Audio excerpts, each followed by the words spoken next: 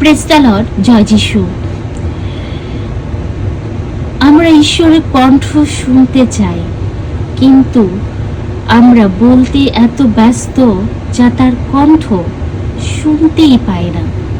কখনো কখনো আমার মধ্যে এমনটা হয়, বলতে বলতে যেন শোনার ইচ্ছাটাই ভুলে যাই। আসলে এত বলতে ইচ্ছুক, শুনতে আমরা চাই না। তাই যিশু বলছেন, তুমি খুঁজো, আমাকে খুঁজে পাবে। তোমার সমস্ত হৃদয় দিয়ে যদি তুমি আমাকে খুঁজো, তাহলে তুমি আমাকে খুঁজে পাবে। কিভাবে? তার বাণীর মাধ্যমে। যখন তুমি বাণী বলা শুরু করবে এবং কোনো একটা বাণী যখন তোমার হৃদয়ে বসবে এবং সেই বাণীটা যখন তুমি বারবার বলবে, সেটা তোমার জন্য প্রকাশিত বাক্য হয়ে যাবে এবং সেই বাক্য দেহ ধারণ করে তোমার জীবনে কাজ করা শুরু করবে। খ্রিস্টে আমার ভাই বোনের ঈশ্বরের সন্তান, কখনো আমিও আমার প্রিয় ফাদারকে বলতে থাকি, অনেক দিন হয়ে গেল যিশু তো আমার সাথে কথা বলে না, তার কণ্ঠ শুনতে পায় না। কিন্তু উনি আমাকে বলেন, উনি অনবরতই কথা বলে থাকেন, কিন্তু তুমি মনোযোগ দাও না। তুমি যেটাই চিন্তা করো সেটাই করার জন্য ব্যস্ত হয়ে থাকো। আসলেই সত্য, আমরা স্থির থাকতে পারি না। যিশু স্থিরতার মধ্যেই কথা বলেন ধীরে ধীরে। হই হাল্লা, চিল্লা চিল্লি এবং ব্যস্ততার মধ্যে আমরা তার কণ্ঠ শুনতেই পাই না। তাই ঈশ্বরের সন্তান, কোনো কিছুতে ভয় পাওয়ার প্রয়োজন নেই যে প্রভু আমাদের ছেড়ে চলে গেছে কিনা এবং আমরা প্রভুর কাছ থেকে দূরে সরে গেছি কিনা। প্রথম পিতর 3 থেকে আমরা শুনি, আমার পূর্বপুরুষদের মতো আমি শুদ্ধ বিবেকে যার সেবা করি, সে ঈশ্বরকে ধন্যবাদ জানাচ্ছি। দিনরাত আমার মিনতিতে তোমার কথা স্মরণ করি। তোমার চোখের জল স্মরণ করে আমি তোমাকে আবার দেখার জন্য আকাঙ্ক্ষিত।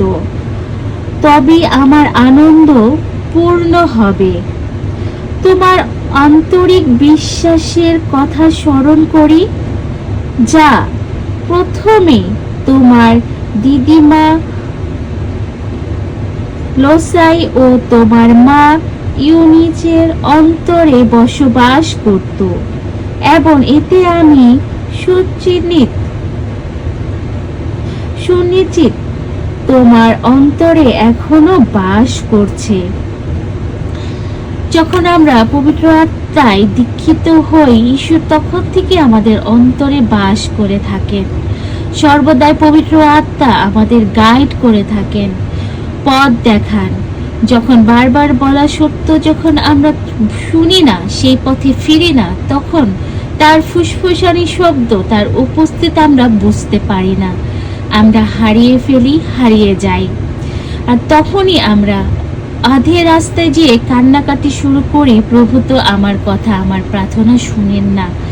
এই সমস্যায় বিপদগুলো আসছে। সেই সমস্যা বিপদের মধ্যে স্থিরভাবে দাঁড়িয়ে থেকে তার কথা শুনে ইউটার্ন নিয়ে যখন চলে আসতে পারি, তখনই তুমি বিজয়ী।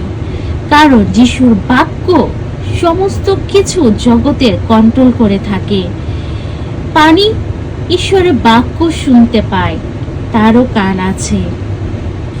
বাতাস ঈশ্বরের বাক্য শুনতে পায়, তারও কান আছে। পৃথিবীর সমস্ত কিছু জীবজন্তু তোমার আয়ত্তে কাজ করবে, কারণ ঈশ্বর বলেছে। তা কিভাবে? পবিত্রতা এবং ধর্মতার সঙ্গে যখন তুমি জীবন যাপন করবে, সবকিছু তোমার বাধ্য হবে।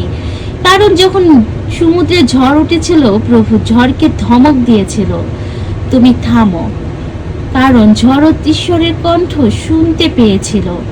কারণ যিশু এই বাতাস, পৃথিবী, পশু পাখি সমস্ত কিছু তার শব্দ দ্বারা সৃষ্টি করেছিল। তাই তোমাকে বুঝতে হবে ঈশ্বরের বাণী এবং শব্দ দ্বারা সমস্ত কিছুকে নিয়ন্ত্রণ করা।